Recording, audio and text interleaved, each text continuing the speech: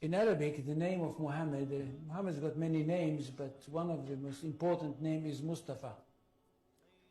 Mustafa in Arabic means he who was selected. And the idea is that since the time of Adam, the first human being, God selected from every generation the best of all the descendants of Adam. So there was some kind of natural selection, one generation after the other. Until at the end, he selected the best of the best of the best of the best. And this is the Prophet Muhammad. And he chose him to give him his word, the exact word of God, and of course selected him to be the prophet that will bring to humanity the finest of all revelations. This is Islam. That we are talking about a culture which is highly rich, highly interesting, and highly rewarding. And that's what the most important thing. It's highly rewarding because it basically, for the ordinary person, it's a very, very simple religion. I'm not talking about philosophers, I'm not talking about academicians, I'm not talking about the great theologians, I'm talking about the simple person for whom Islam is the most rewarding of all religions. At the end of the story, if he is a good Muslim, when he dies, he is going to go straight into paradise, and paradise is described in the most colorful way possible in the Quran. And for this reason, I think we should speak about Islam with great respect. And not just, as I can hear some people say, well, it's Islam, it's nothing. No, it's not. And it's not a simple thing that a person like me and others like me in the academy, in fact, dedicated their life for the studying of this culture.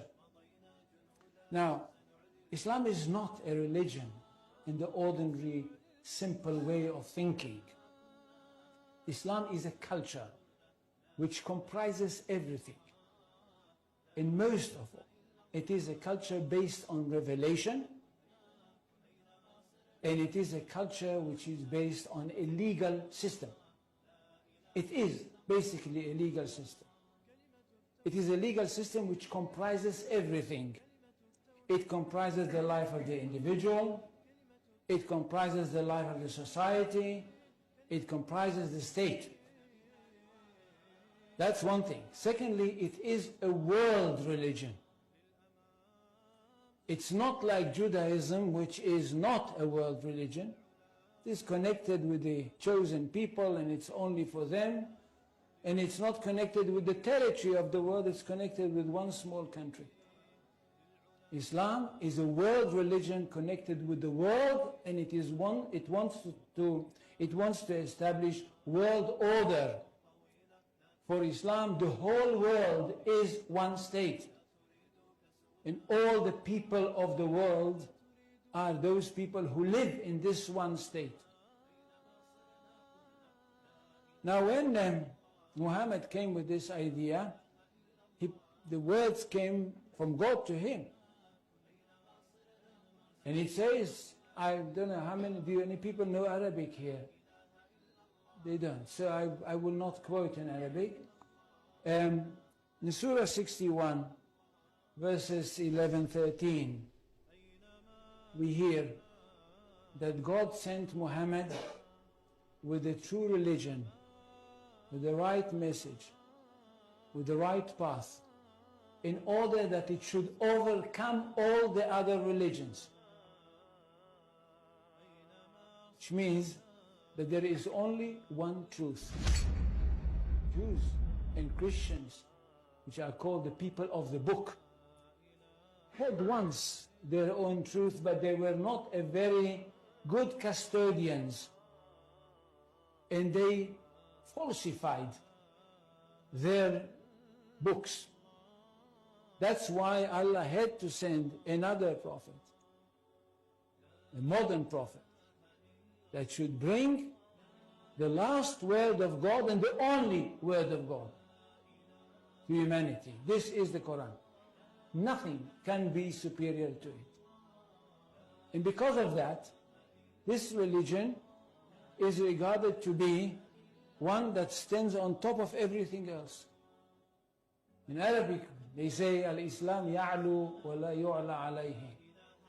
Islam is superior, nothing can be superior to it.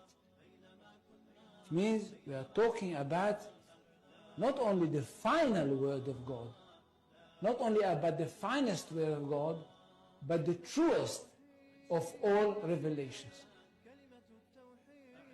Now what does the community have to do? The community of the believers. Those people that were lucky enough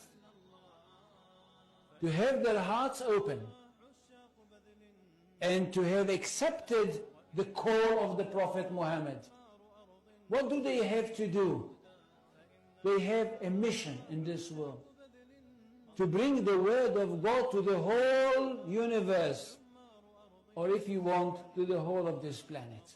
هو الذي أرسل رسوله بالهدى ودين الحق ليظهره على الدين كله ولو كره المشركون